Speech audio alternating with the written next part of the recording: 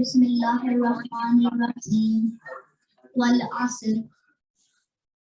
By the time. Innal insana lafi khusr. Indeed, insana, man, lafi khusr, surely is in loss. Illa allazina amanu wa amilu salihati wa tawasaw bil haqqi wa tawasaw bis sabr. Illa, except those who amanu, believe, wa amilu, and do salihati, righteous deeds, wa tawasaw, and enjoin each other, bis sabri, to the faith, bil haqqi, to the truth, wa tawasaw, and enjoin each other, bis sabr, to the patience. Salawat.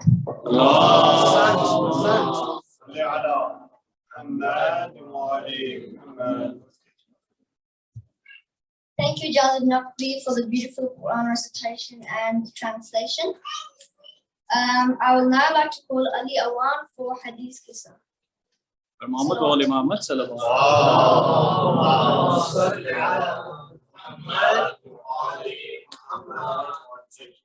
Salawat.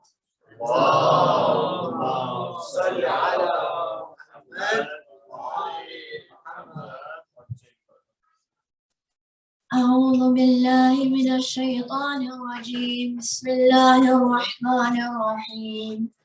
عن فاطمة الزهراء عليها السلام بنت رسول الله صلى الله عليه وآله قال سمعت فاطمة أنها قالت دخل علي أبي رسول الله في بعض الأيام فقال السلام عليك يا فاطمة فقلت عليك السلام قال إني أجد في بدني ضعفا فقلت له أعيذك بالله يا أبتاه من الضعف فقال يا فاطمة ائتيني بالكساء اليماني فغطيني به فأتيته بالكساء اليماني فغطيته به وصرت أنظر إليه وإذا وجهه يتلألأ كأنه البدر في ليلة تمامه وكماله.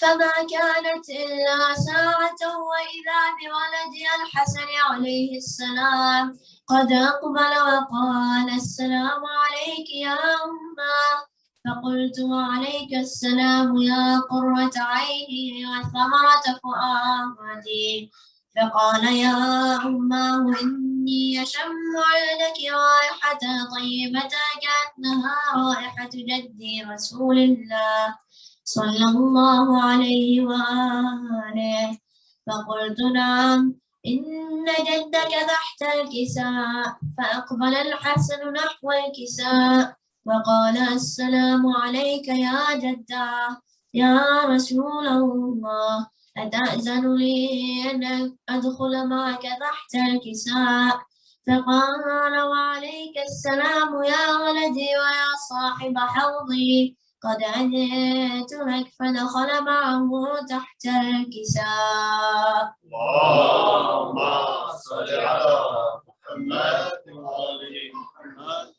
فما كانت إلا ساعة وإذا بولدي الحسين عليه السلام قد أقبل وقال السلام عليك يا أمه فقلت عليك السلام يا قرة عيني وثمرة فؤادي فقال لي يا أمه إني أشم عندك رائحة طيبة كأنها رائحة جدي رسول الله فقلت نعم إن جدك وأخاك تحت الكساء فدنا الحسين نحو الكساء وقال السلام عليك يا جدة السلام عليك يا من اختاره الله أتأذن لي أن أكون معكما تحت الكساء فقال وعليك السلام يا ولدي ويا شافع أمتي قد أذنت لك فدخل معهما تحت الكساء.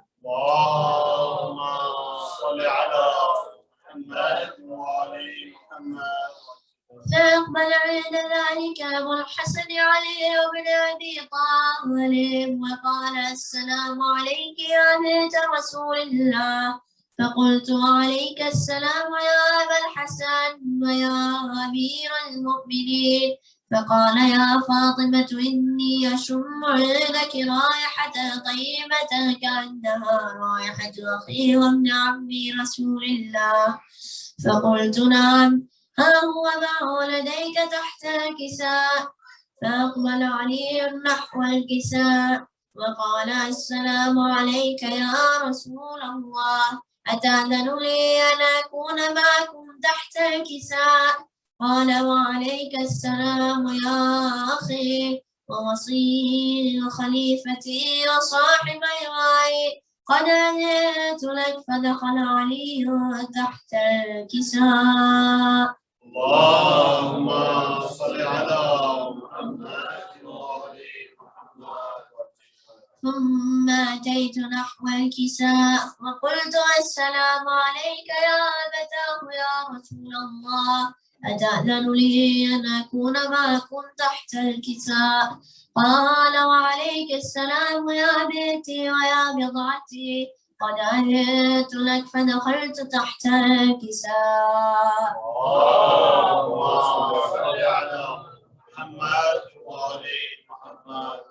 فلما اكتملنا جميعا تحت الكساء أخذ أبي رسول الله بطرفي الكساء وأومأ بيده اليمنى إلى السماء وقال اللهم إن هؤلاء أهل بيتي وخاصتي وحامتي، لحمهم لحمي ودمهم دمي، يؤلمني ما يؤلمهم ويحزنني ما يحزنهم. أنا حرب لمن حاربهم وسلم لما سالمهم وعدو لمن عاداهم ومحب لمن أحبهم. إنهم مني وأنا منهم، فاجعل صلواتك وبركاتك ورحمتك وغفرانك ورضوانك علي وعليهم، وأذهب عنهم الرجس وطهرهم تطهيرا. اللهم صل على محمد وآل محمد. فقال الله عز وجل يا ملائكتي ويا سكان سماواتي، إني ما خلقت سماء مبنية ولا أرضا مدحية ولا قمرا منيرا ولا شمسا مضيئة ولا فلكا يدور ولا بحر يجري ولا فلكا يسري إلا في محبة هؤلاء الخمسة الذين هم تحت الكساء. فقال الأمين جبرائيل يا رب وما تحت الكساء؟ فقال عز وجل هم أهل بيت النبوة ومعدن الرسالة، هم فاطمة وأبوها وبعلها وبنوها. اللهم صل على محمد وآل محمد. فقال جبرائيل يا رب أتأذن لي أن أهبط إلى الأرض لأكون معهم سادسا؟ فقال الله نعم قد أذنت لك. فهبط الأمين جبرائيل وقال السلام عليك يا رسول الله. العلي الأعلى يقرئك السلام ويخصك بالتحية والإكرام ويقول لك وعزتي وجلالي إني ما خلقت سماء مبنية ولا أرضا مدحية ولا قمرا منيرا ولا شمسا مضيعة ولا فلكا يدور ولا بحرا يجري ولا فلكا يسري إلا لأجلكم ومحبتكم، وقد أذن لي أن أدخل معكم فهل تأذن لي يا رسول الله؟ فقال رسول الله عليك السلام يا أمير وحي الله، إنه نعم قد أذنت لك. فدخل جبرائيل معنا تحت الكساء فقال لأبي إن الله قد أوحى إليكم يقول إنما يريد الله ليذهب عنكم الرجس أهل البيت ويطهركم تطهيرا. اللهم صل على محمد وعلى محمد. فقال علي لأبي يا رسول الله أخبرني ما لجلوسنا هذا تحت الكساء من الفضل عند الله. فقال النبي صلى الله عليه وآله والذي بعثني بالحق نبيا واصطفاني بالرسالة نجيا ما ذكر خبرنا هذا في محفل من محافل أهل الأرض فيه جمع من شيعتنا ومحبينا إلا ونزلت عليهم الرحمة وحفت بهم الملائكة واستغفرت لهم بلا أن يتفرقوا. فقال علي عليه السلام إذا والله فزنا وفاز شيعتنا رب الكعبة. اللهم صل على محمد وعلى محمد. فقال أبي رسول الله صلى الله عليه وآله يا علي والذي بعثني بالحق نبيا واصطفاني بالرسالة نجيا ما ذكر خبرنا هذا في محفل من محافل أهل الأرض وفيه جمع من شيعتنا ومحبينا وفيهم مهموم إلا وفرج الله همه ولا مهموم إلا وكشف الله غمه ولا طالب حاجة إلا وقضى الله حاجته. فقال علي عليه السلام إذا والله فزنا وسعدنا وكذلك شيعتنا فازوا وسعدوا في الدنيا والآخرة رب الكعبة. اللهم صل على محمد وعلى محمد.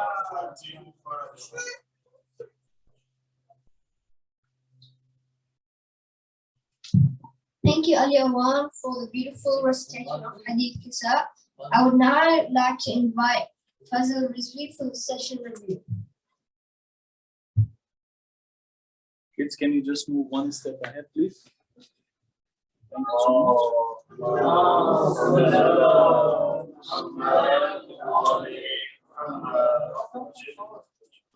Bismillahirrahmanirrahim. Assalamu alaikum. In this brief review of the previous 4 sessions, I will try to summarize main points covered in the last 4 sessions. In first session, Brother Zain talked about the family tree and circumstances household of the Prophet, peace be upon him, faced immediately after Prophet Muhammad.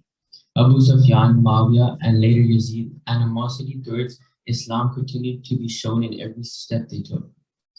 Muawiyah fought wars with Imam Ali, and later signed a peace treaty with Imam Hussain and agreed not to appoint his successor after him, and will give back caliphate to Muslims to decide the caliph.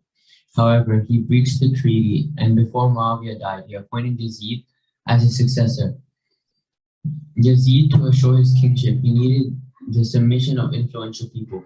He ordered the governor of Medina to take the allegiances of Imam Hussain right away, and if he refuses, to kill him. Imam Hussain met the governor and refused to offer his allegiance to Yazid. After this incident, Imam visited the graves of his grandfather and mother and decided to leave Medina for Makkah. Imam left Medina on 28th Rajab for Makkah along with his family and some of his friends.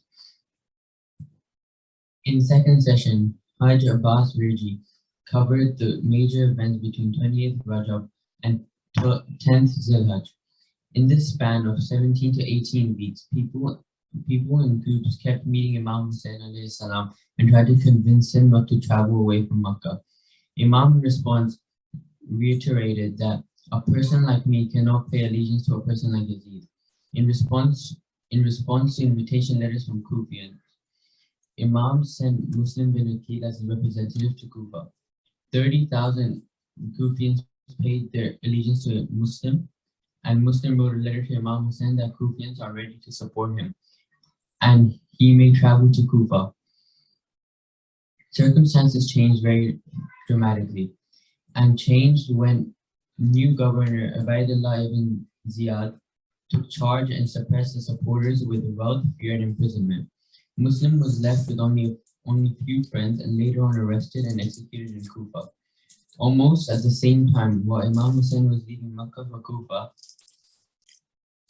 in third session, Haj Abbas Virji covered the events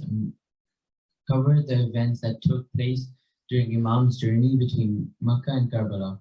During his travel to Kufa, Imam stopped at 14 places and people came to meet him at each place. There were few who came to offer well wishes to Imam and others offered their lives. At one location, Hur, along with his 1,000 soldiers, stopped Imam, diverted him from a route to Kufa and followed him until they reached Karbala on 2nd Muharram. Imam was not allowed to move further, and he was surrounded with an ever increasing army of Yazid. On 7th Muharram, water reservoirs at Imam Hussein's camp were depleted, and there was no water until the 10th Muharram. Imam and his companions spent the night before the battle in prayers, Quran recitation, and zikr. In fourth session, Brother Zain talked about the events that took place on the day of Ashura, battle and martyrdom of Imam Hussain and his companions. At dawn, when Hazrat Ali Akbar was called for Azan, it was just hours before the world was about to witness the bravery, dignity, and sacrifice of this small group of people in the leadership of Imam Hussain. They were writing a new page in history with their sacred blood, and which will continue to inspire mankind to the end of this world.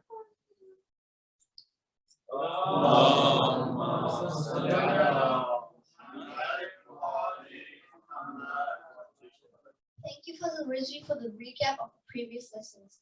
Now, today, I'm going to be calling Brother Zain and Mohsin to be presenting today's lecture. Salawat.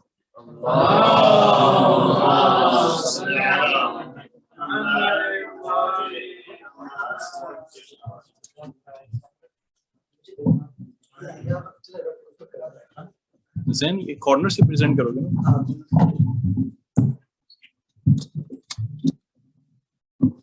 White kids, can you come a little bit more forward so the adults can see us properly? Stay up there. You're too far forward. Come over there. Sallu ala Muhammad wa ala Muhammad.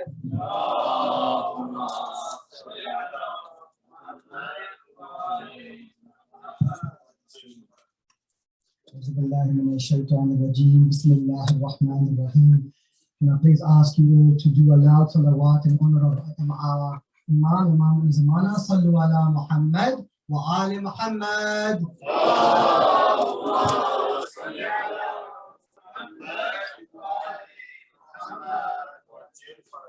Assalamu alaikum, respected brothers. How are you?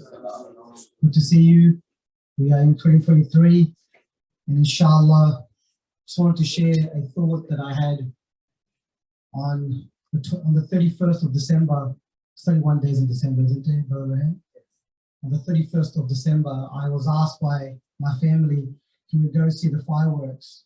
Now, I've always been hesitant to go. I hate going to the fireworks. Not that I don't like fireworks, but just the very concept of New Year's I don't really like it. So I said, okay, let's go. And while we were walking towards the fireworks, we went to the 9 p.m. ones, by the way, we didn't go to the 12 ones.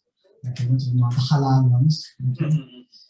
So while we were walking towards where the fireworks were going to happen, we parked our car about 700 meters away from where we had to go. And in Canberra, you would think that there'll be no one there, right? Because such a small population. But I wondered where these people came from. Where did they jump out of, all of a sudden? Every single person in Canberra seemed to be there. You couldn't find parking, even 700 meters away from the location. And I've never seen so many people in one place.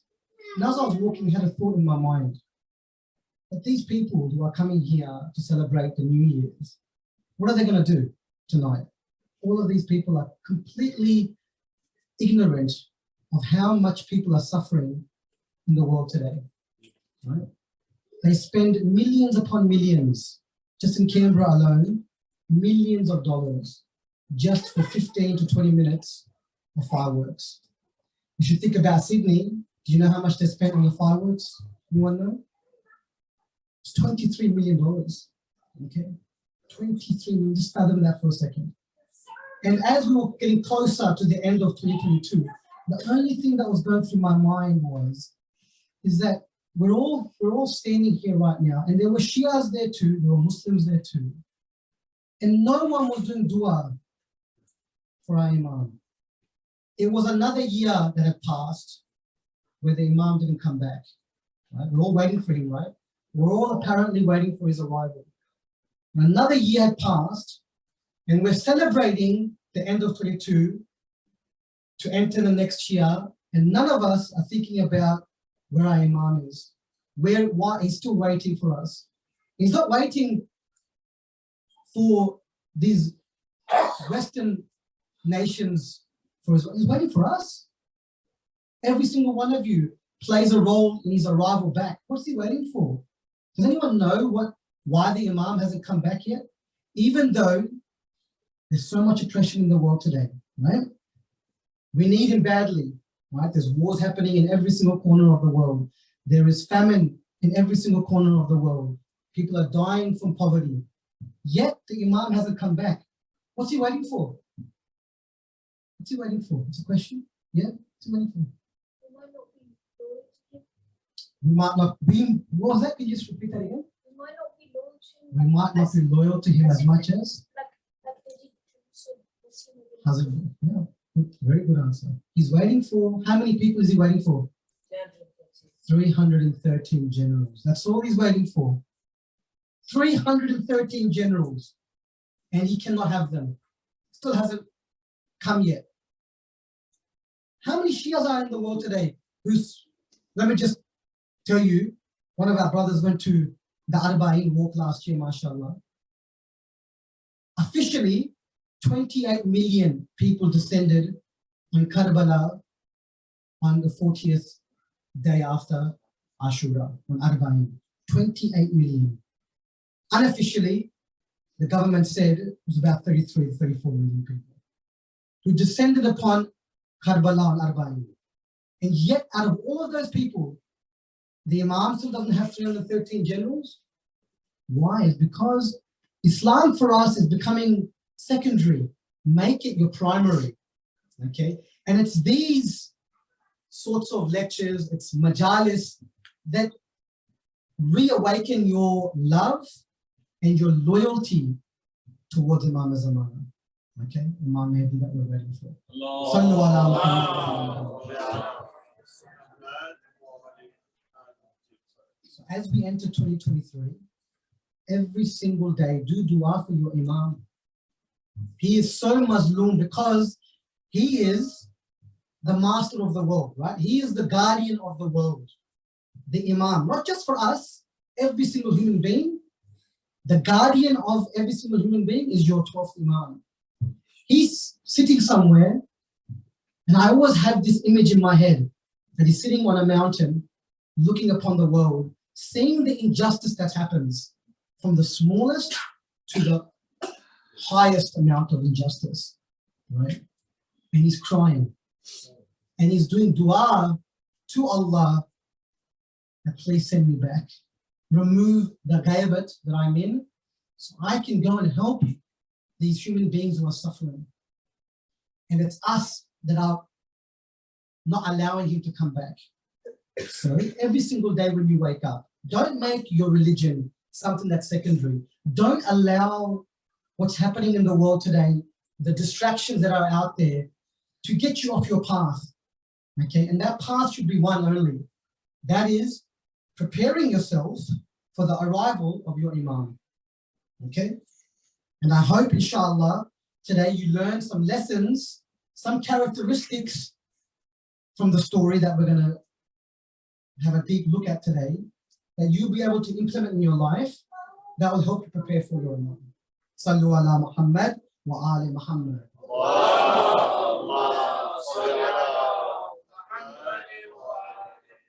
I said this in all my lectures, and I'm going to say it again. Because whenever I do research for this, and I prepare for this, hours is not enough. And then trying to put all those hours of research into a 2-hour or 1-hour session, never enough.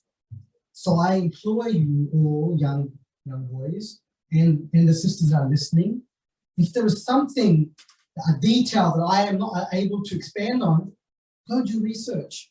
And I promised you guys last time where I'll be giving you some places to go. Today, inshallah, the best place to go, simple, you all got mobiles, you've all got laptops, you all know how to use Google, even though phones and laptops and all that are banned in my house. Even my kids, even Muhammad knows how to use Google. Muhammad's only 5 years old, okay? Even he knows how to use Google. So you're all very familiar of how to use it. All you do is input al-islam.org. Open it. It is the biggest online library in the world. Not just Islamic library, but the biggest library in the world. Every single book that is on literature that's on our religion is in there. So go there. If there's something, a detail that I haven't been able to give you, please go and read about it, okay? Go and research about it so your knowledge becomes stronger, okay? It's all about one thing, how strong your relationship is with Imam Hussain and all the other Imams. That's what it's all about. How much do you think about Imam Hussain in your everyday lives? Why is Imam Hussein's sacrifice so relevant to us today? The more you read about it, the more it becomes a part of your identity, the more ready you will be when the Imam does come back eventually. Sallu ala Muhammad wa ali Muhammad.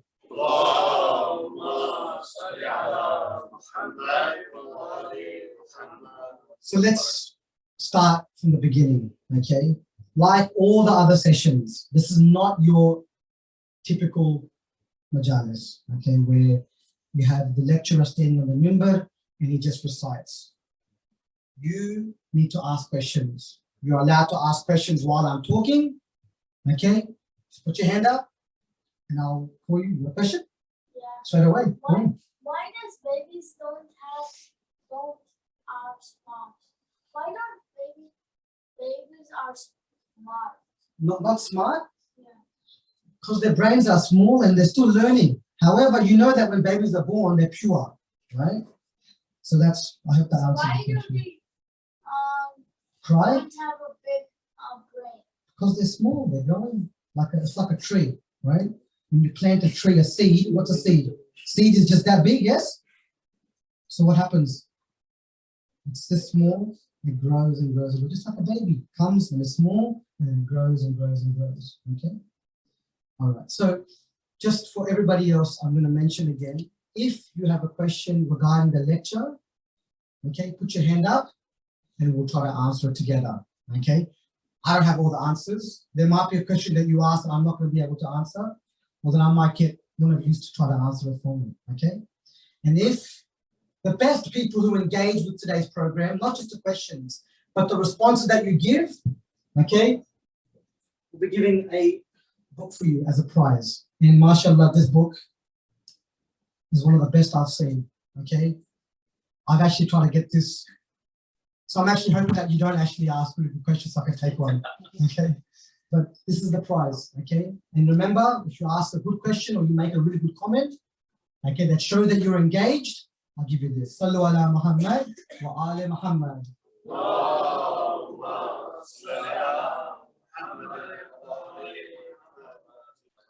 I want to share a thought with you again. And Brother Ali's sitting there again. Brother Zain, you've already shared 3 thoughts with us. But another one, okay? Unfortunately, okay, even in my household, even though I'm a very strict parent, okay, my kids look there smiling, I'm a pretty strict parent. I can't stop my kids watching Netflix, okay, or Disney Plus. I try to limit it, but they watch it. I don't know if I did some research then. I said, why are kids why do they love this so much? Well, like I was watching a movie and I almost fell asleep, right? But these kids, like my sons, Abbas, like normally, when I say his name, he responds. But I'm saying his name quietly, Abbas, and his eyes were just fixated on the movie. I just wanted to test him out, right? I wanted to see if he's going to respond to me. Out of all of them, Abbas is probably the most one that responds to my call straight away. So I tested him, and he's watching with his fixated eyes. And he's like this. I was taken aback by that, right? Kept the saying, Abbas, didn't respond. Abbas, then I yelled. I'm not going to yell in the microphone. I said, Abbas, still didn't respond. Then I yelled on the top of my voice. And he's like, what? And I was like, I've been calling you for 5 minutes. What are all of these movies trying to do? There was one particular thing in my research that I picked up. It was teaching one thing over and over again in all movies, and I want you to think about the movies that you've watched. The kids' ones, okay? Disobedience towards your parents. Every single movie teaches you one thing. Disobedient towards parents is okay. Every single movie, in some shape or form, is critiquing adults, that the adult is your enemy, or the parent is annoying. Don't listen to them. Every single movie has that theme. And I wondered why. Why is it this theme that this Hollywood propaganda machine is trying to push towards our kids? And then I connected the dots. Who knows the great General Soleimani? Everybody should know him. Please put your hand up. No. You know? Oh, no, Jake. You don't know? Oh, no. You know? Who is he? You're in a bit of a jerky mood tonight, yeah? You know General Soleimani? Who is he? He was the commander of the Iranian army. Yes, he was. Okay. He was a man who dedicated his life for his country, but to also Shia Islam. Okay, and he was killed by America. Okay. If you call the first name, I think most of them know. Qasim Soleimani. Yes, much better. Good. So a young man, okay, who was about 13 and a half years old, has the opportunity to ask Qasim Soleimani a question. And the one question that he had was, General, I have one question for you. How do I become like you? How can I become the soldier of Imam Zamana? That's the one question he had. Very good question, okay? And many people have that question as well. Qasim Soleimani said, surprisingly, he said one thing. He said, I want you to do one thing only. And the boy was taken aback, just one thing. He goes, oh, this is easy. So one thing only. Become obedient towards your parents. That's all. The boy asked again, are you sure? He goes, yeah. Become obedient towards your parents. That's it. If you do that, you will become just like me. And then you connect the dots. In the West, you are bombarded not to be obedient towards your parents. Okay? So, if there's one thing I can teach you today and you leave today, not only the story that we'll be discussing, but from now on, doesn't matter what age you are, you become obedient towards your mum and your father, your father, your mother and your father. Okay? Sallu ala Muhammad wa ali Muhammad.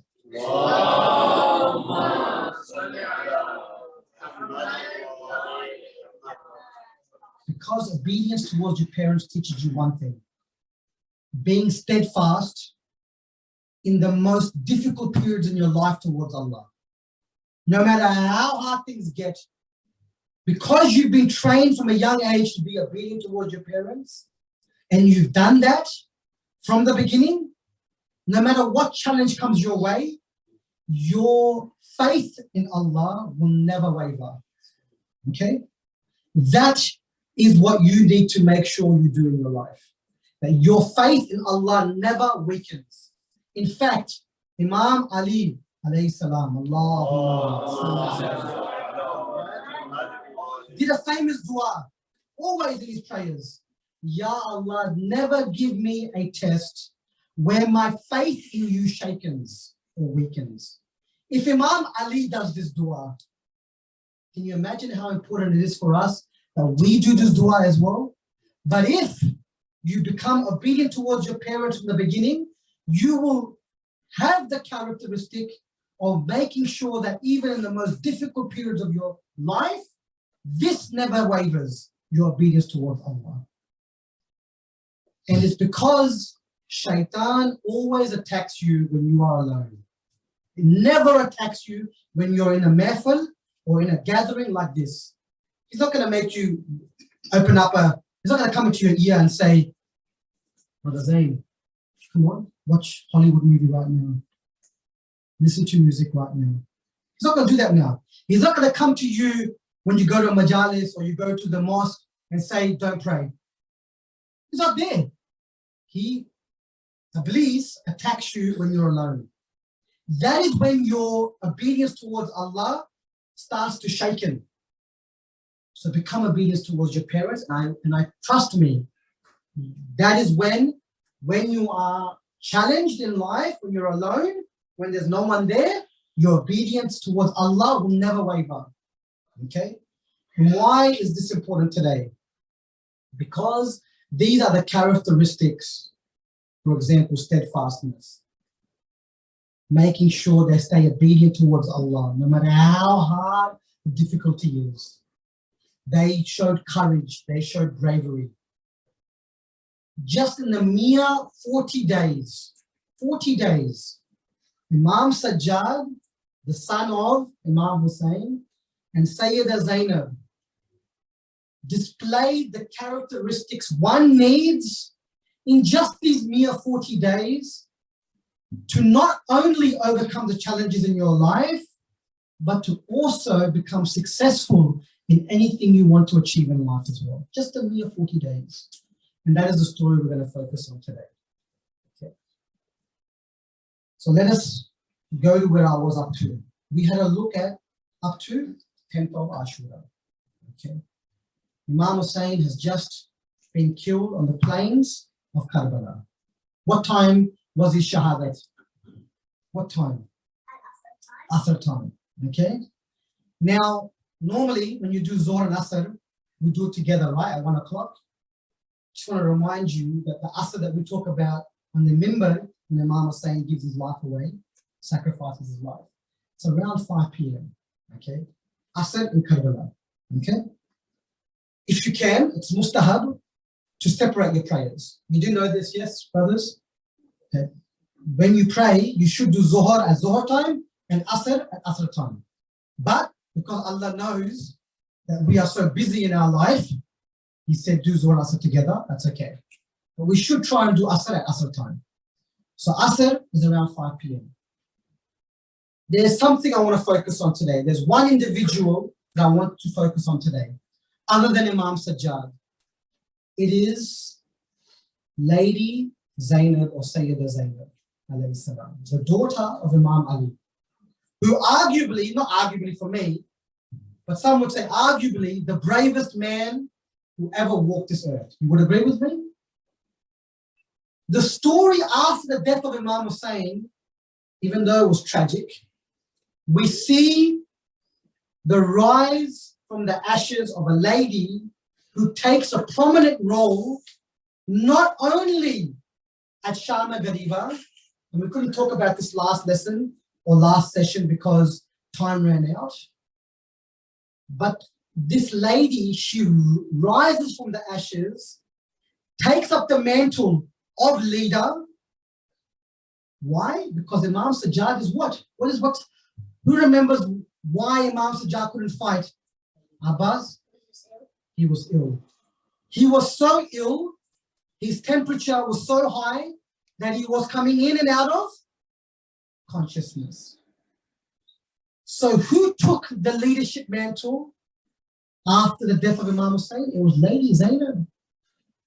Wallahi, brothers and sisters, the only religion on the face of the earth, and that also being the Shia faith, we are the only faith, okay, only school of thought that gives such prominence to women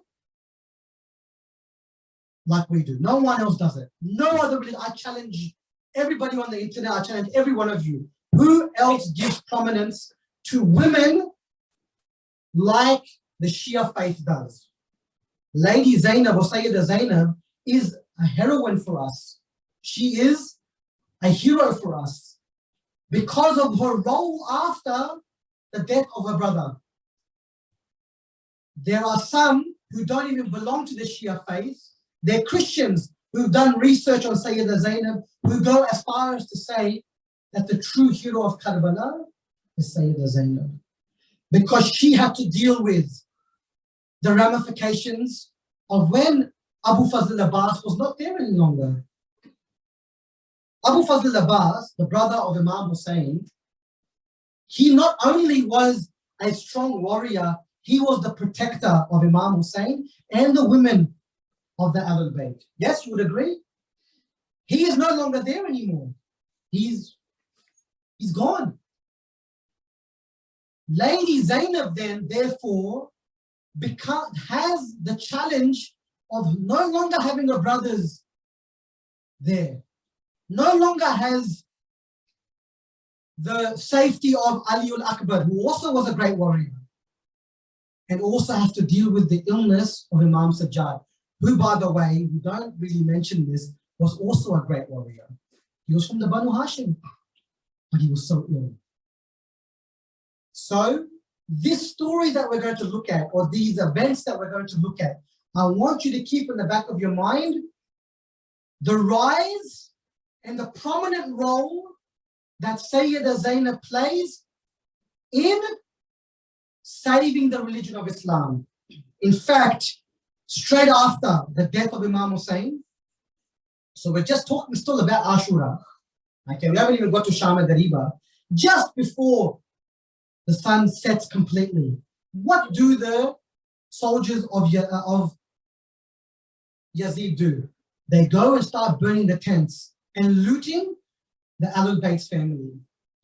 Okay, and it's looting means like stealing or taking things away. Okay, they go by one and they put fire to the tents. It is said that Lady Zainab was the one that literally saved the religion of Islam because she took Imam Sajjad from one tent to another. It wasn't a man. It wasn't another warrior who came from the sky to protect these people. It was a lady. It was a woman. So sisters, if you're listening, this is the Lady Zainab is so important to us today and so relevant to us today, because unfortunately we think, and many young Muslim girls think, that our religion doesn't give enough prominence to ladies. What is our role in society? Who do I get to look up to? Wallahi, if you have a look at the life of Lady Zainab just after Ashura, just not even look at her life before that, even that is so inspirational. But just her life after Ashura and the role she plays, so many lessons can be derived from her that you can implement in your life, sisters, that you can become leaders in your community. You can make a huge difference in your society. This is not just for the brothers. Brothers, wallahi, even Lady Zainab is so important for us as well. Okay? We live in a world where ladies' roles are diminished, where they are portrayed as something different, as items. Lady Zainab transcends all of that. She shows you what role a lady should play in a society or in a community. So, sisters, if you're listening up there and you're young, you're in your teenage years, if you want inspiration in your life, all you have to do is look at Lady Zainab's life just in the mere 40 days after Ashura. That's it. That's all you have to do. And today, whenever we go look at a particular event, I want you to think about what Lady Zainab did. It's also the story of Imam Sajjad. But today, I want to focus on Sayyida Zainab, because Imam Sajjad, we're going to focus on in the next session. Okay? Sallu ala Muhammad wa ali Muhammad.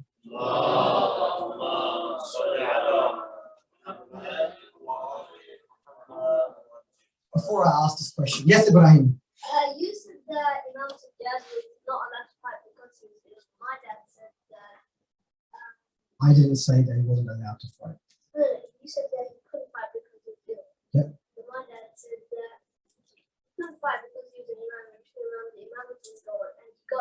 so that it would be as I think I mean the same thing. Okay? I think I meant the same thing. Okay. Yes, you're absolutely right. So another way of saying it is the Imam Sajjad could never have fought because he was going to be the Imam. But he was also very ill, right? Which prevented him to fight. He is from the Banu Hashim. The only way that Allah could make sure Imam Sajjad didn't fight was what? For making sure that physically he couldn't.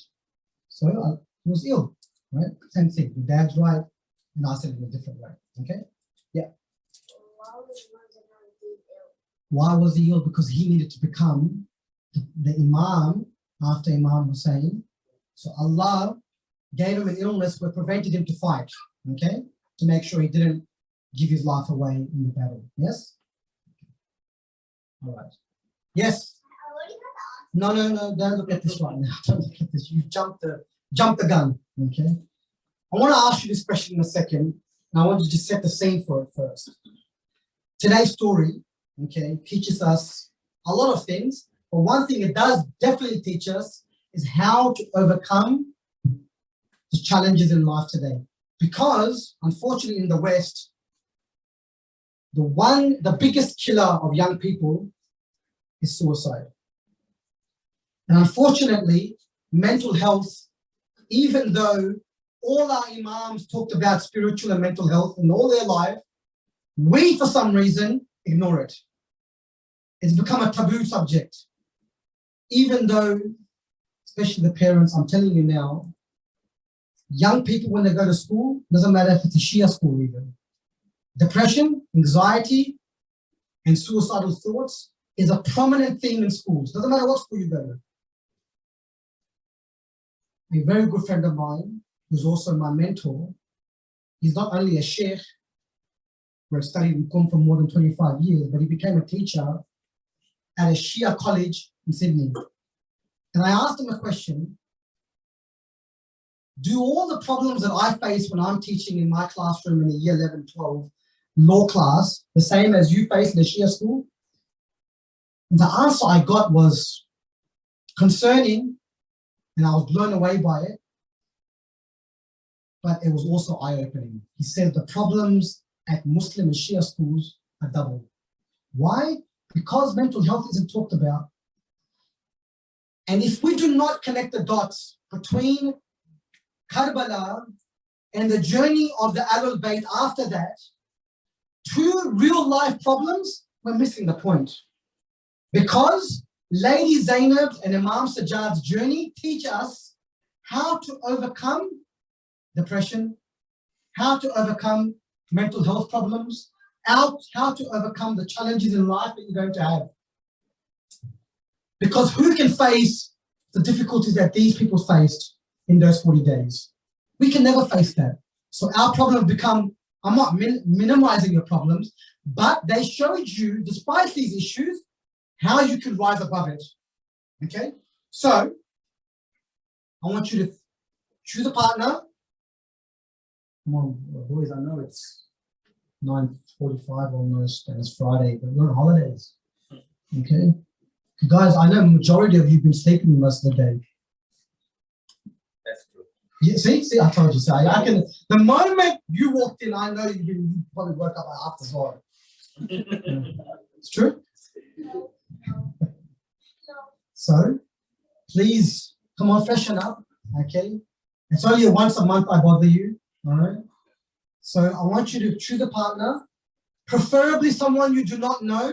Okay, because that defeats the purpose. Okay, and I want you to think about this question. Think of a time in your life that you faced difficulties. How did you overcome them? That's the question. You will first need to explain to your partner the actual situation in detail. Tell them what happened, what the situation was, okay? Then tell them what you did to overcome the challenges you faced. Please, young brothers, don't give me the answers I want, okay? Don't sit there and Brother Zain says to me, oh, Sayyid, the reason why I overcome my challenges was because I thought about Lady Zainab's journey. Be honest, okay? It's about learning.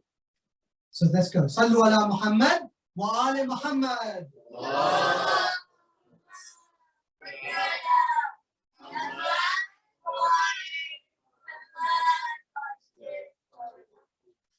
Give you 10 minutes. Let's go.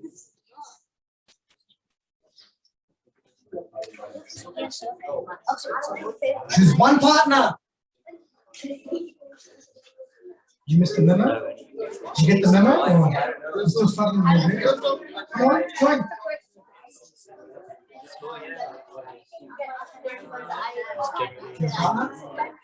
Boom. The brother with the glasses? This is Mustafa from Canberra.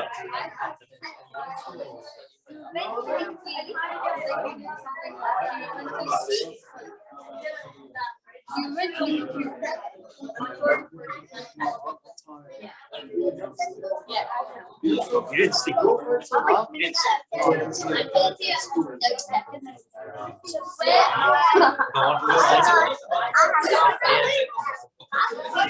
challenge.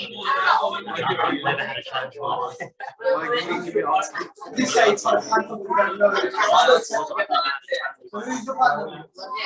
Musa, turn around. Yes.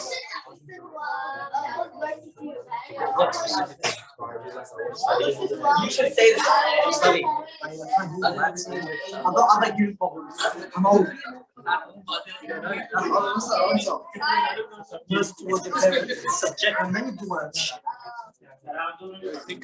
What you need to do whenever you finish Maghrib or Isha prayer, do dua specifically for your parents.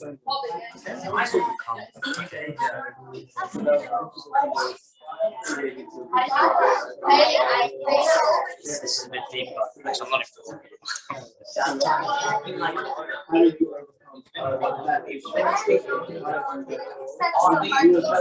Abbas, Brother Ali's free. Yeah. No, yeah. Keep talking. I haven't finished yet. It's a big question. Ask the other person. Who are you with? Baby, man. Happy. I don't even know what that question is. Talk to somebody else.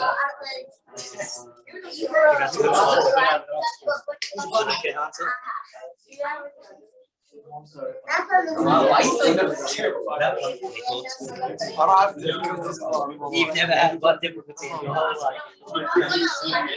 That's bad.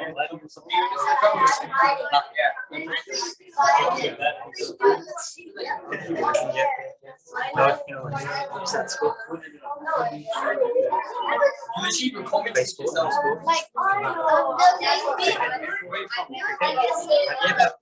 صلوا على محمد وآل محمد.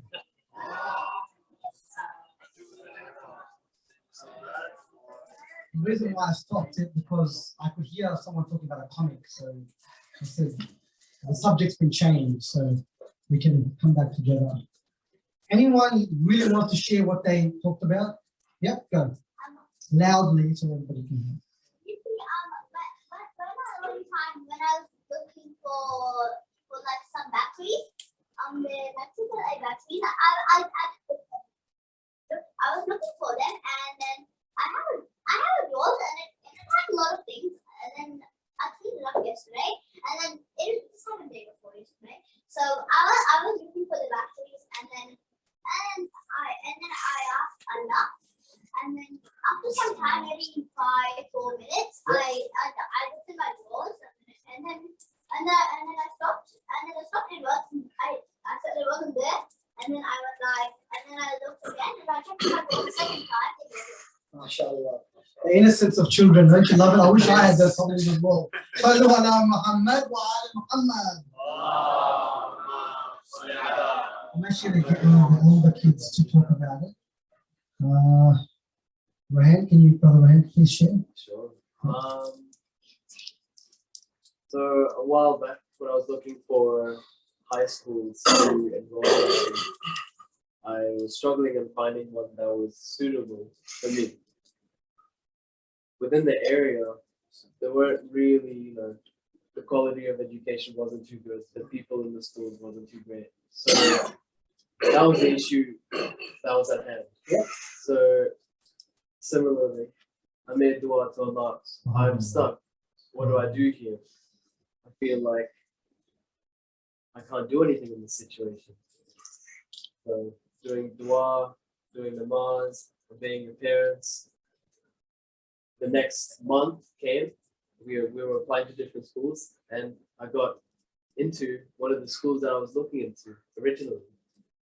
And from that, you know, that was such a big blessing for me at the time. Yeah. To overcome that difficulty that I faced. MashaAllah. Power of dua. MashaAllah. Very good. Yes, you want to share? Go. Once I took my watch somewhere. Yeah. Even my brother took his watch also. Now we have the same watches, but I have blue and black. Yeah. So when we took it somewhere, we were sitting in a room. Then we found something. We wanted to take pictures or do something. We don't have games, but like we wanted to take pictures of the things and talk about something. Mm-hmm. But then my charger went out, and it went so quick that I was like, how could it? That was like impossible. Then I was a little bit sad. Now I thought, you know, my mom thought that maybe it's like gone. Mm-hmm.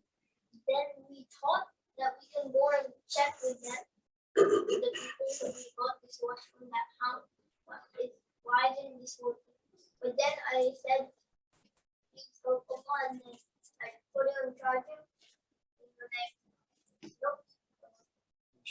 Very good. Very good. Very innocent responses I'm getting, and that's very good. But what does this all tell us? The power of dua.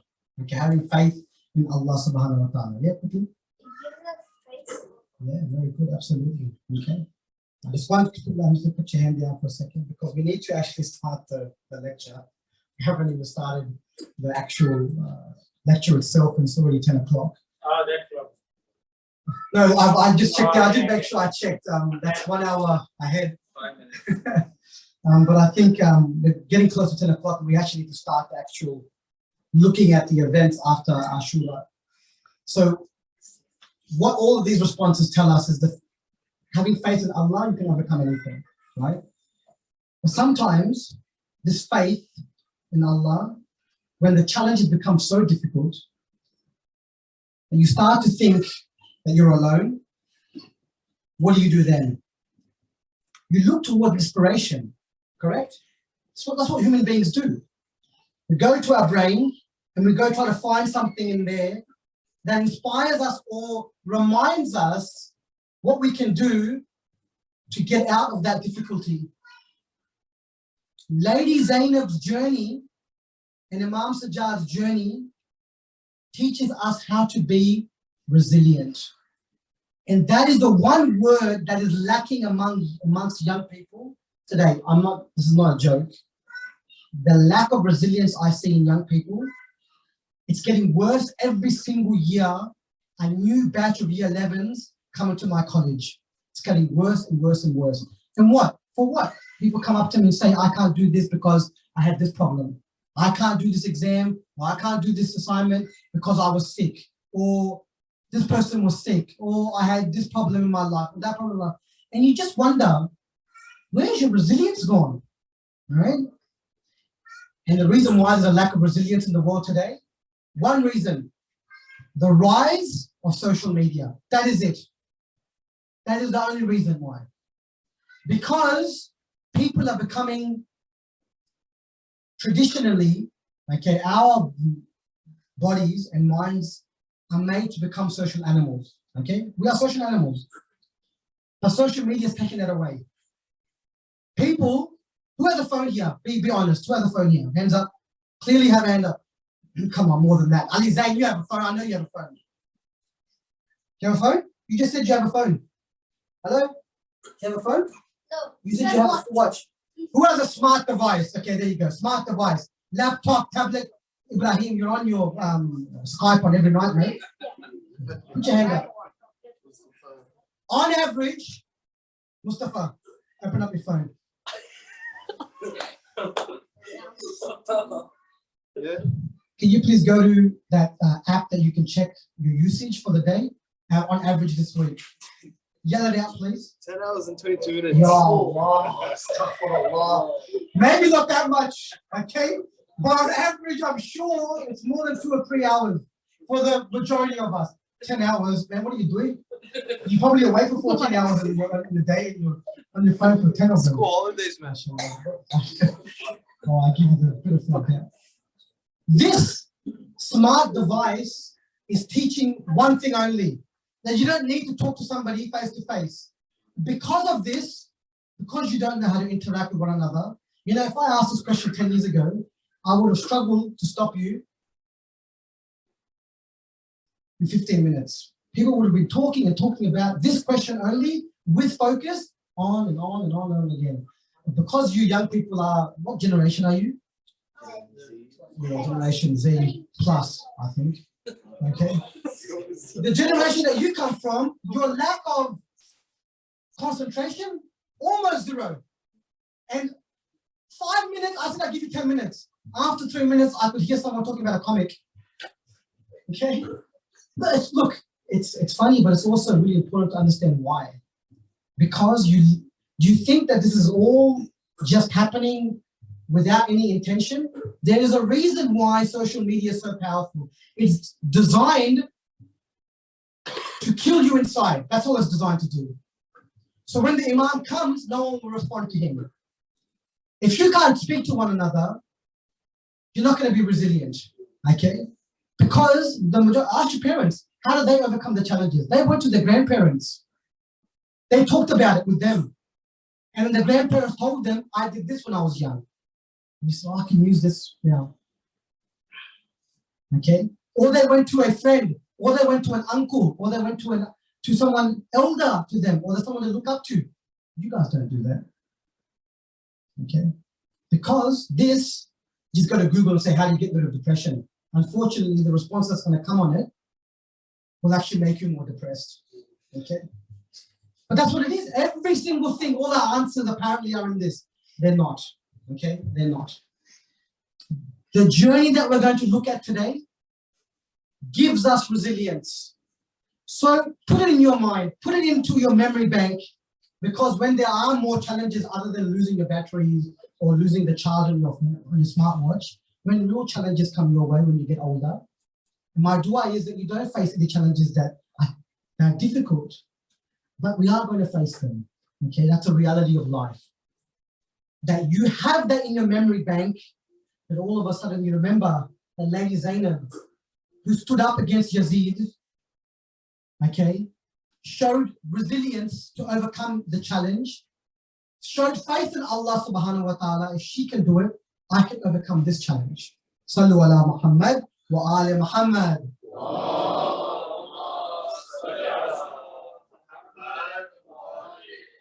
So when we look at the story from, or the journey of, or the events actually, from 10th of Ashura to the return of the Ahlulbait to Medina, there is one major question that comes up, okay, and that's going to be focused for today, all right? And that is, how long did it actually take for Imam Sajjad and Lady Zainab to return back to Karbala and then to Medina? Okay, that is the major question for today. This question is important not only for us on a historical perspective, so to make sure you know what happened historically, but more importantly, and this should not be an issue that causes, I guess, difficulties in the community, because it's important that we understand the historical actual events. But in some communities, okay, they believe that the journey back to Karbala was more than a year after the martyrdom and not 40 days, okay? I'm going to tell you today, through my research, okay, that when I look at this question and when I answer it, that the journey back to Karbala actually did occur on Arba'in of Imam Hussain, okay? And I'm going to prove that to you today. Sallu ala Muhammad wa ali Muhammad.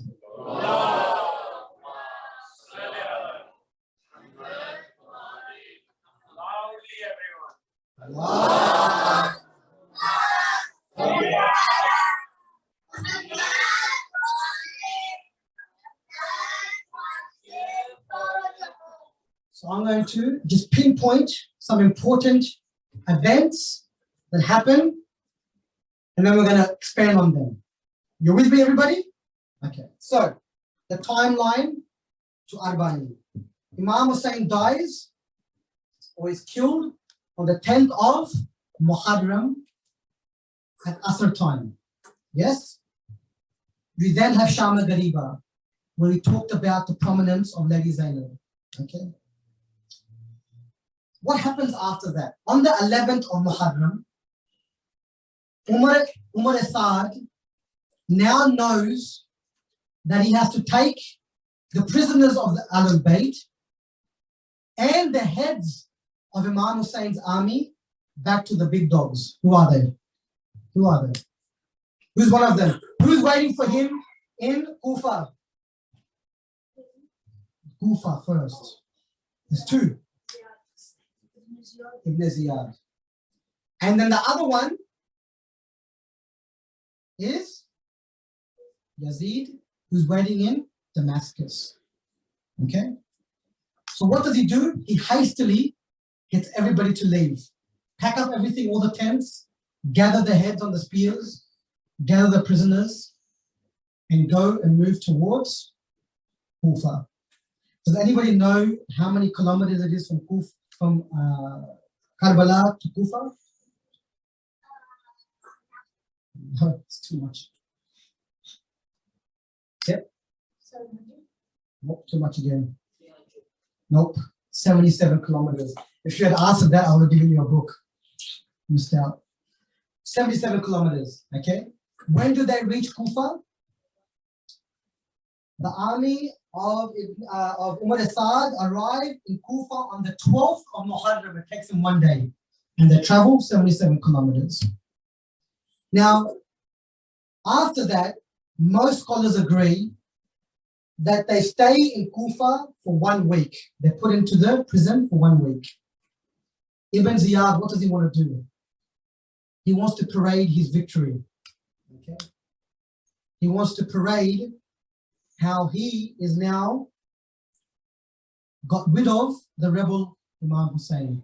Also, why does he want to do parade Imam Hussein's family and also the heads on the spears? Because he wants to show his power and also show the people of Kufa who were willing to stand up for Imam Hussain only 20-30 days before. There was almost a revolution there, right? You remember when Muslim bin Aqil came, what happened? If it wasn't for Ibn Ziyad, there would have been a revolution in Kufa, but he suppressed it by showing the heads on the spears and how they treated the family of the Ahlulbait, that if you dare to stand up against me, this is what's going to happen to you. So for 1 week, he stays there. The journey to Sham takes around 13 days. Anyone know how many kilometers it is to Kufa to Damascus? 25 kilometers. 200. Nope. No. 200. Nope. Come on, man, you live in Iraq and you don't even know. No. Yep. 100 kilometers. Oh, one more. 150. You're the closest. 900 kilometers. Okay. 900 kilometers. And the journey takes around 13 days. So let's just go back for a second. They reached Kufa on which Muharram? 12th of Muharram. They stayed there for about a week.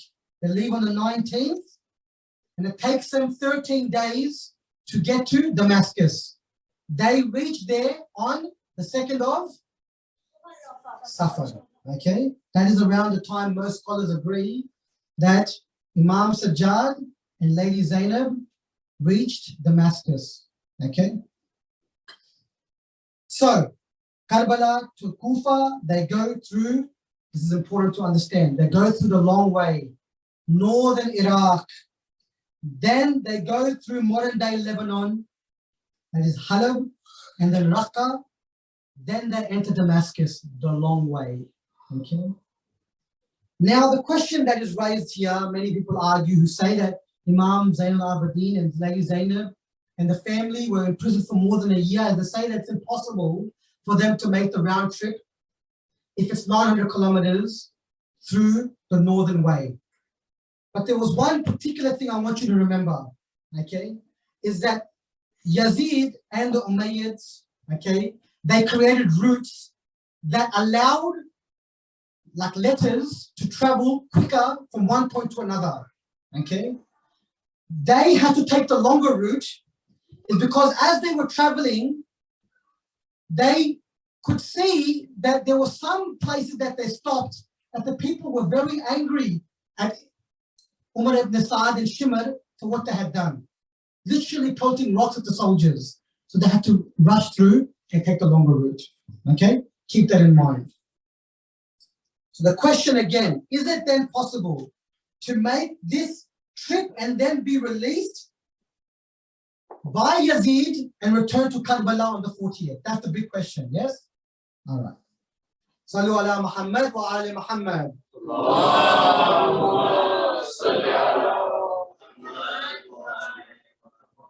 I'm going to tell you, it's very difficult to find the answers to this question, but I'm going to tell you two grand ayatollahs, okay, very respected ayatollahs, who did a deep research on this topic.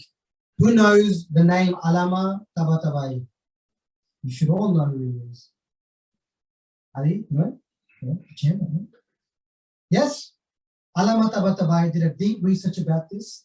And there's another one who's still alive. Allama Tabatabai, unfortunately, is no longer with us. But another one who's done over 100 volumes. He's written 100 volumes. The Ayatollah lives in London today. His name is Ayatollah Qurbasi. 100 volumes on Imam Hussain only. Okay, he has written a detailed map of Imam Hussein's family from Karbala to Damascus and back, and he shows exactly where they stopped.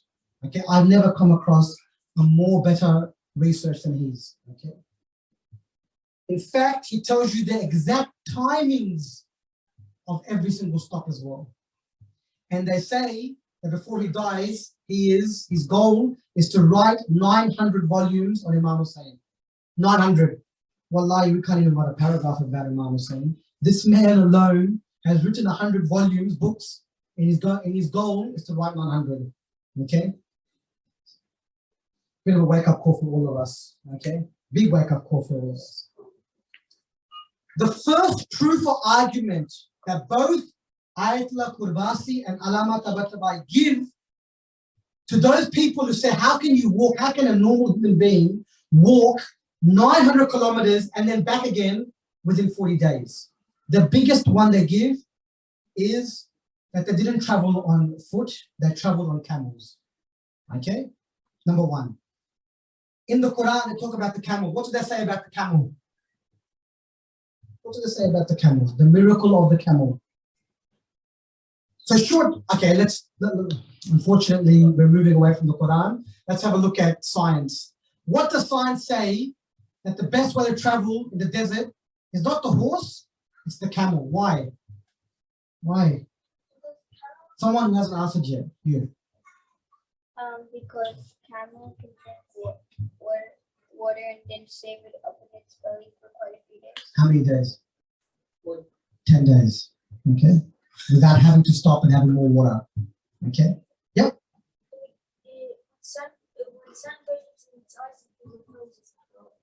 Sorry? When sun versus ice, it doesn't affect us the same. Yes. So if you want to do short distances, so if you want to fight a war, horse is the best. But to travel long distances, Ayatollah Qurbasi says that it's possible to travel up to 80 kilometers a day on a camel. And if you do the maths, it's very easy. Okay. Even if the Ahlulbait took the journey the long way back, they can still do it if you do the calculations. But the second argument I'm going to give you now. All right, so the first part of the journey, Shimr takes the long route, which is the northern route, and it took them 13 days to reach Sham from Kufa. On the way back, and I want you to remember this, the Ahlulbait took another route that was less than 600 kilometers. And to put this into perspective, while they were going the long way, they had to stop 37 times. Okay? 37 stops in 13 days. On the way back, the Ahlulbait only stopped 9 times. So it wasn't 900 kilometers from Damascus to Karbala. It was only 600 kilometers, okay? Because it took the shorter route, which they say is the southern route, okay? But that route was, and the reason why they couldn't go back, does anyone know who took the Ahlulbait and Imam Sajjad back to Karbala? Who did Yazid say, are you taken back? If you answer this, you get all 4 books. Yeah? No, who did Yazid say? So Bibi Zainab was a part of the Imam Sajjad. It wasn't Shimmer. No. One more. No. No. The man's name was Naman, and he was the father-in-law of Mukhtar al-Thaqafi. Okay? He was told by Yazid to take them after release back to Karbala. He doesn't take the route back because he knows what happened to Shimmer's army when they went that way, so he took the shorter route.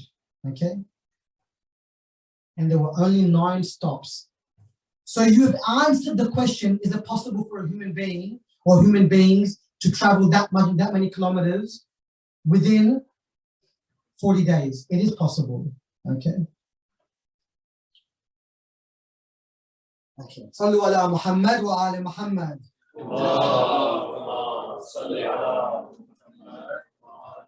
Yes. Fine. Okay. Okay. I've been told that we are running out of time. Let's move to the next part of proving how they traveled from Damascus back to Karbala by Arba'in, the actual Arba'in of Imam Hussain. Okay.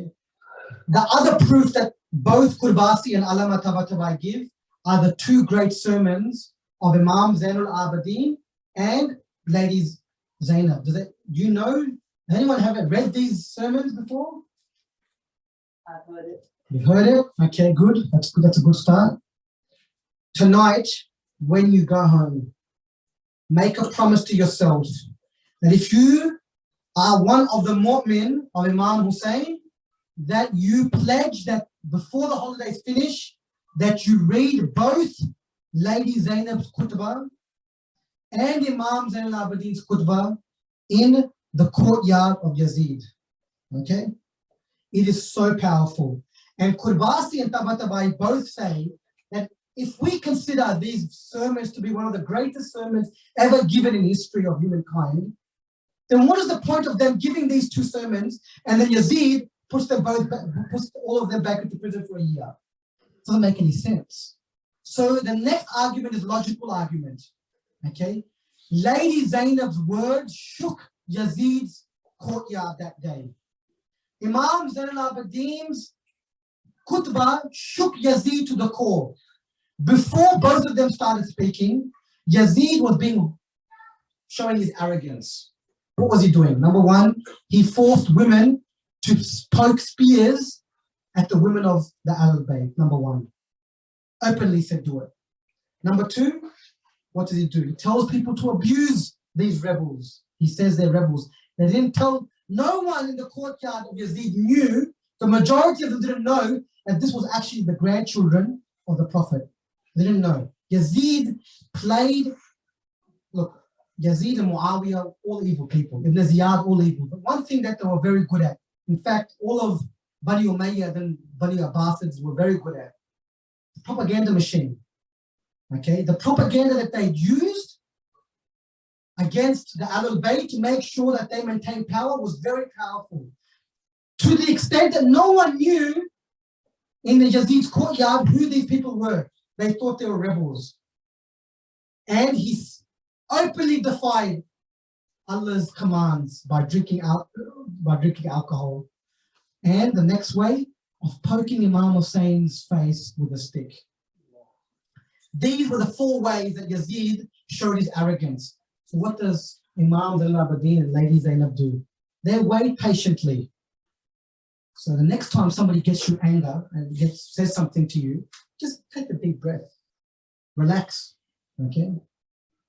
You are the followers and the lovers of Imam Sajjad and Lady Zainab. If they can be patient at a time when Yazid is saying all of these things to them, you can be patient when someone says something to you next time. Yazid does one more thing. He says to the dignitaries, these big people, these politicians, that you see these women, choose whoever you want as a slave. What does Lady Zainab do? At this, she gets up, and in Arabic, she says, to get to them, you have to go through me. This is Lady Zainab.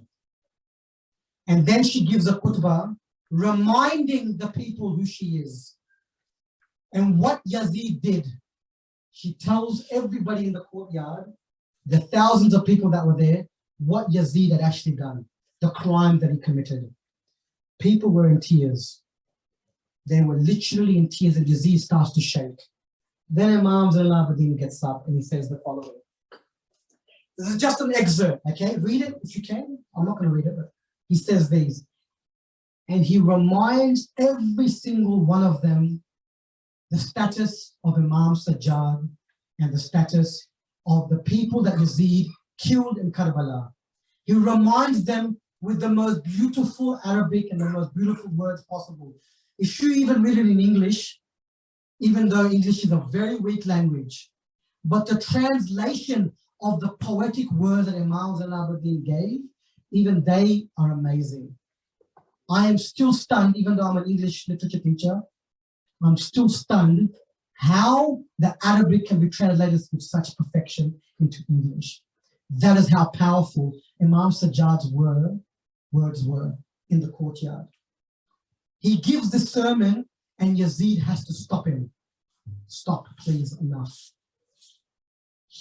Only an hour before the khutbahs, or 2 hours or 3 hours before, he was being this haughty person, like, I'm the greatest. Defy me at your peril. After Imam Zain al-Abidin started speaking at the end, he was begging him to stop.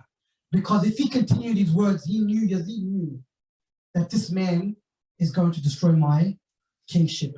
I'm going to lose power today. People were crying by the time Imam Zain al-Abidin finished. Yazid gets up and he says, I didn't do anything. This is all Ibn Ziyad's fault. Hang on, you're this evil person who thinks you're the greatest. Now you're saying it's someone else's fault. This is how much fear words put into Yazid's heart. He was so afraid. So this concept that we have, that it took them a year, they were in prison a year, then what importance do we give to the khutbahs of Imam Zain al-Abidin and Lady Zainab alayhi salam? They were so powerful, they forced Yazid to let them go free. In fact, if you do the research, Yazid's response was this: what do you want me to do then? He asks Kulthum, Lady Zainab and Imam Sajjad, what do you want me to do now? And they said, you can't give us back what you've taken. But they said 2 things. Let us go back to Karbala and give us the spindle of our grandmother, Bibi Fatima alayhi salam. Yazid had stolen the spindle of Fatima to Zahra. He said, give it back and give us a spindle. Spindle is a thing that they used to make wool and clothes from. So Lady Fatima used to make clothes for her children. So he had stolen that, okay? He said, give us that back and give us the heads of our beloved and let us leave. Yazid is forced to say yes, because he knew that if they kept them in prison, what's going to happen? Brothers and sisters, this does not diminish Lady Zainab's struggle and depression that she felt. It does not get rid of the struggle of them in the prison of Sham, okay? In fact, all of those things happened, but they were there for 10 days, okay? From 2nd of Safar to the 12th of Safar, they were in prison for, okay? And on that 10th day, Yazid had to let them go. At that time, we know that Imam Hussein's daughter was killed in those prisons. We know that happened. Okay, they leave and they take the shorter route back to Karbala.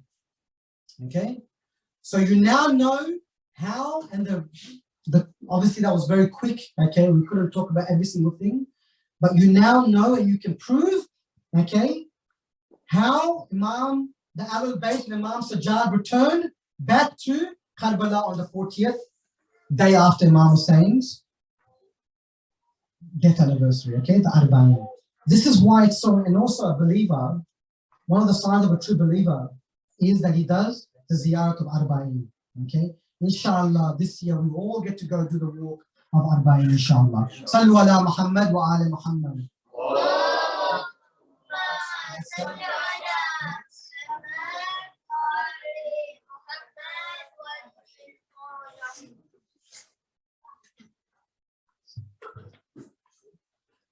The greatest miracle of Imam Hussein's tragedy is that even when we hear the Musayib or the Masiba of Imam Hussein after so many years, so many centuries, it's as if we're there right now. And today I want to talk about Lady Zainab's return to Medina. Okay. When she returned, throughout the whole journey, even on the 10th of Ashura. So on the night of the 10th of Ashura, she gets both her sons, Aun and Muhammad, and tells them to come into the tent. What does she say? She says to her two young kids, two young boys, Aun and Muhammad, tomorrow your uncle is going to be in peril. That means in hardship. Make sure that you sacrifice yourselves before even a cut gets to him. This is the bravery of Lady Zainab. The two sons. But she said, you are to sacrifice yourself before anything happens to Abu Abdullah. They say, yes, mother, we will not let you even feel any shame because of us. On the 10th, they go to Imam Hussein. They ask for permission to go. Abu Abdullah says, how can I let my nephews go? They ask again, they ask again, they ask again. And Imam Hussein always says no. They go to their mother and they say, oh mother, Imam Hussein is not letting us go. What does Lady Zainab do? She calls for a brother. She calls for a brother, Abu Abdullah, and she says, she begs him, if you do not let my kids go, how am I going to show my face on the day of judgment to our mother? Imam Hussain says, yes, let them go. When Aun and Muhammad come back after giving their life away, Lady Zainab does a very strange thing. She just lost her two young sons, murdered, giving their life away. She doesn't shed a single tear for them. What does she do? She opens the prayer mat up and she does 2 rak'ah of sugar to Allah subhanahu wa ta'ala. And my kids gave their life away for the cause of Imam Hussain. Throughout the whole trip, she never remembers her kids, never remembers them. Once, she cries for Abu Abdullah. She cries for the other martyrs, for Ali al-Akbar. She cries for Abu Fazl Abbas. She shows courage throughout the whole way until she reaches Medina. She knocks on her house door. Her husband, Jafar, opens the door and says, can I help you, lady? Sayyidah Zainab says, do you not recognize me, O husband? I am your wife. When she enters, she goes into the rooms where Aun and Muhammad used to sleep. This is when she breaks down. This is the first time she shows what we say weakness. It's not weakness. Crying for your deceased children or your killed or your murdered children is not weakness. She sees the prayer mat on the walls and she breaks down in silence. And for the first time, the poet says, she yells out, "O Aun Muhammad, I've left you in Karbala. Sallu ala Muhammad wa ali Muhammad."